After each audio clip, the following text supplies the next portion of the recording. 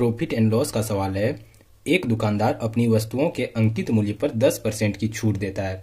10% का छूट दे रहा है तो 10% का फ्रैक्शन लिखते हैं। कितना होता है? 1/10।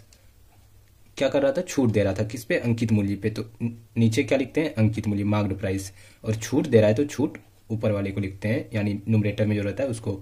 तो मार्क्ड प्राइस कितना हो गया? 10 यूनिट हो गया। डिस्काउंट देके, 1 का डिस्काउंट देके बेचा जा रहा है तो सेलिंग प्राइस क्या हो जाएगा? 1 का डिस्काउंट देके बेचेगा तो 9 में बेचेगा सामान को। अब आगे सवाल में कह रहा है और इस प्रकार 20% का लाभ प्राप्त करता है। तो 20% का फ्रैक्शन लिखते हैं। कितना होता है?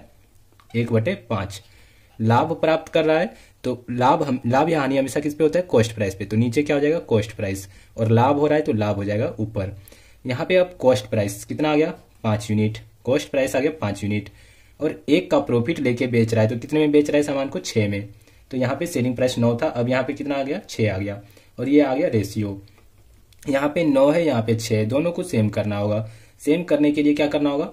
इसमें 2 से गुना करना है, इसमें 3 से गुना करना है। यहाँ पर 3 से गुना किए तो यहाँ पर भी 3 से गुना करना होगा।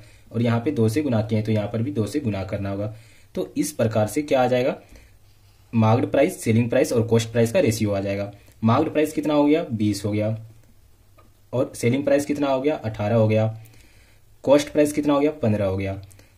अब सवाल में क्या पूछा गया? सवाल में पूछा गया है वस्तु के क्रय मूल्य यानी कॉस्ट प्राइस और अंकित मूल्य के बीच का अनुपात क्या है? अंकित मूल्य यानी मार्क्ड प्राइस, दोनों के बीच का अनुपात पूछा गया है। तो कॉस्ट प्राइस कितना है? 15 है।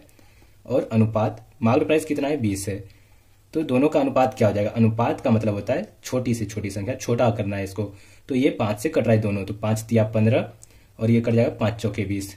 तो दोनों का अनुपात कितना आ गया? कॉस्ट प्राइस और सेलिंग प्राइस का अनुपात कितना आ गया? 3:4 के अनुपात में है।